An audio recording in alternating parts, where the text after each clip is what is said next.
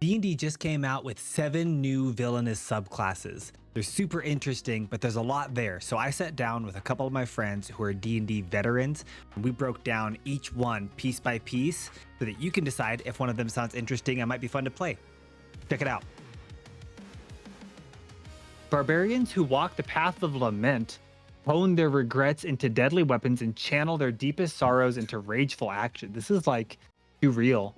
Propelled by supernatural grief. All your regrets in your entire life compiled into one D&D character. They're propelled by supernatural grief. Their fury grants them gifts from beyond the grave. This is that one, like the stereotypical D&D player where every single one of their characters, their family was killed. Right, Batman. Only survivor. This is Batman. Edgy barbarian. Now there's an edgy barbarian. This just leans into that stereotype of like, you want your tragic backstory? Here you go. This path gets thrust upon them by unhappy accident. At the heart of the barbarian's rage are great traumas and unresolved grief. So if you ever get healthy, you lose all your powers, dude. Too bad. Yeah, don't go to therapy, guys. Otherwise you lose your class. You lose your subclass if you ever go to therapy. Yeah. That would be really fun to play this with like someone who's like a really therapeutic bard. And like the whole time there's a tension where like the bard is being like, they're losing their powers. Like they're like pulling against each other. They're like yin and yang. Okay. So you can choose, again, this is just flavor, but you lost a loved one. A lost loved one rose as an undead monster. Enemies slew your animal companion. That's just the movie. John Wick. It's John Wick. That's the beginning of John Wick. Oh my god. You and you alone escaped brutal captors. You found your family's charred remains. No. Your decision led to devastating shipwreck. Your elders banished you from your home, or any number of other great traumatic backstories. Edgy trauma. At level 3, yeah. You can activate. When you activate your rage, or as a bonus action while your rage is active, you can let out a doleful wail. You can just start crying. Each creature of your choice in a 30-foot emanation starts to feel bad for you. Dude, no. On a failed save, a creature takes psychic damage. Bad. You just scream. Into a bonus action? You just wail, and people take psychic damage. Into a bonus action. They take psychic damage, and they get deafened for 1 minute. Jeez. On a successful save, they take half the damage. That's wild. That's wow. Okay, then at level 6, you get Commune with the Dead. You can cast Speak with the Dead spell, but only as a ritual. Wisdom is your spell casting ability for it. That to me feels like it's mostly just a flavor thing.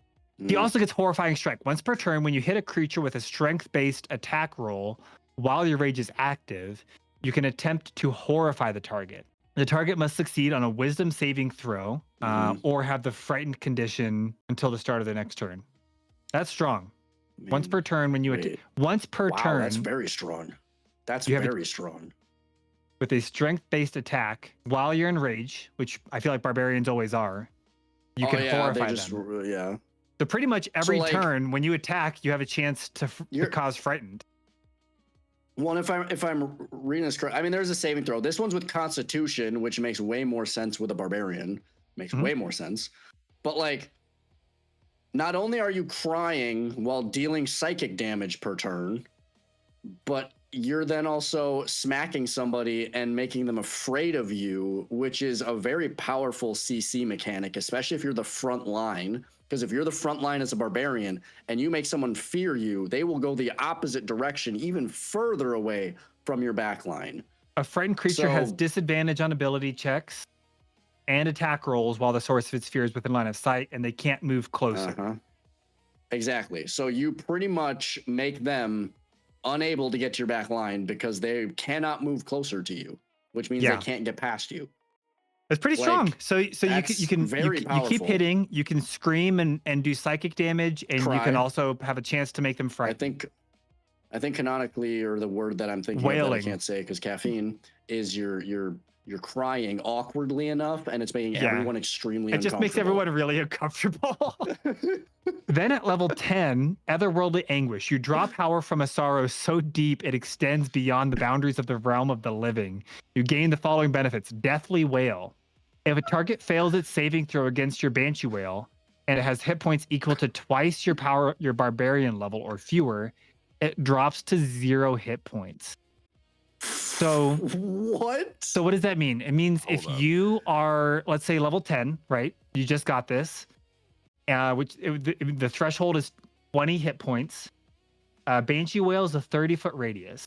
Each creature in a 30-foot radius makes a Constitution saving throw, and if it's under 20 health, it just dies. Yep. So as a bonus action on my turn, I can wail. If I wail and I'm level 10, anything in that 30-foot radius has to do a Constitution saving throw, DC 8 plus your Constitution modifier and proficiency bonus.